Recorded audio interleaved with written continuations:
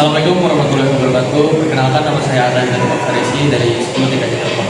Yang terhormat Pak Devno selaku pembimbing dari pelajaran saya.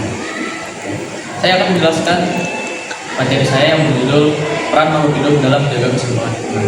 Oke, kita lanjut masuk ke pendahuluan. Jadi, aktivitas manusia, urbanisasi, deforestasi, dan industrialisasi menyebabkan kerusakan lingkungan. Manusia sering merasa terpisah dari alam dan mengeksploitasinya tanpa mempertimbangkan dampak jangka panjang. Indonesia sebagai negara tropis memiliki kekayaan alam seperti hutan tropis yang penting bagi keseimbangan lingkungan. Gerakan sosial diperlukan untuk merespon perubahan lingkungan yang semakin meresahkan. Keanekaragaman hayati sangat penting, tetapi terancam akibat lemahnya regulasi dan perlindungan terhadap satwa liar. Lanjut ke pembahasannya, yaitu peran manusia terhadap keseimbangan lingkungan hidup di negara ini. Keseimbangan lingkungan tergantung pada interaksi manusia dengan alam.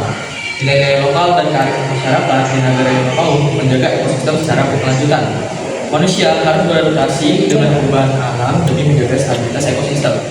Peran manusia meliputi kebijakan, pendidikan, dan tindakan langsung yang berkelanjutan. Aktivitas pembangunan yang tidak ramah lingkungan merusak keseimbangan lingkungan. Kita lanjut. Peran individu dalam menjaga lingkungan.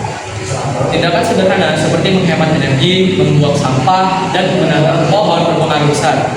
Pendidikan lingkungan dari kecil membentuk karakter peduli lingkungan. Media dan influencer dapat menyebarkan kesadaran lingkungan secara luas. Masih banyak individu yang belum sadar pentingnya pelestarian lingkungan. Perubahan gaya hidup konsumtif menjadi tantangan besar. Jadi, peran masyarakat dalam konservasi hutan. Masyarakat lokal mempunyai kearifan tradisional dalam menjaga hutan.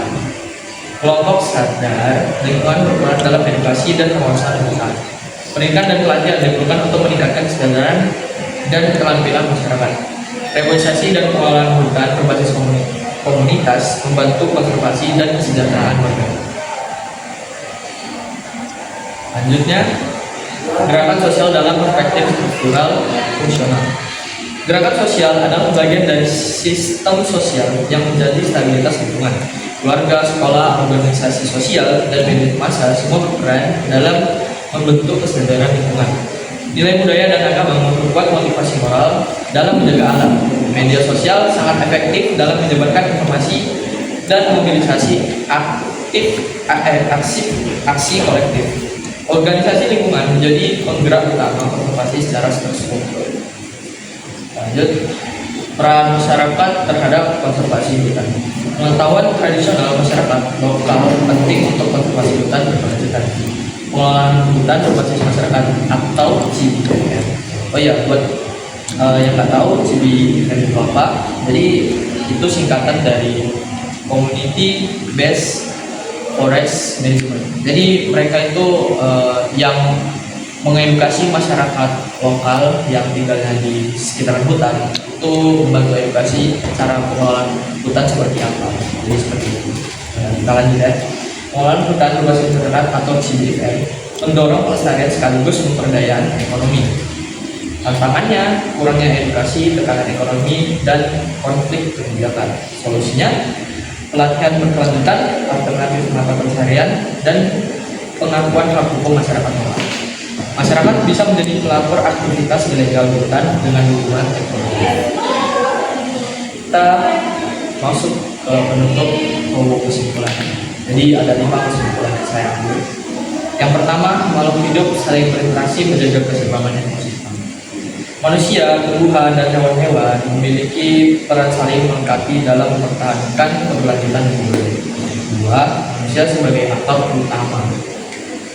Jadi peran dominan manusia menuntut tanggung jawab besar dalam menjaga dan mengelola lingkungan secara bijak. 3. Tumbuhan dan hewan penting bagi fungsi ekologis.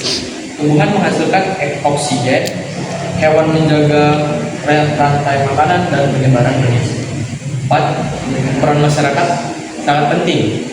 Itu gotong royong dan budaya lokal berperan dalam tindakan kolektif pelestarian alam. Yang kelima, pendidikan dan media membentuk kesadaran lingkungan. Keduanya strategis dalam menanamkan nilai-nilai ekologis pada generasi muda. Baik, sekian presentasi dari saya. Assalamualaikum warahmatullahi wabarakatuh.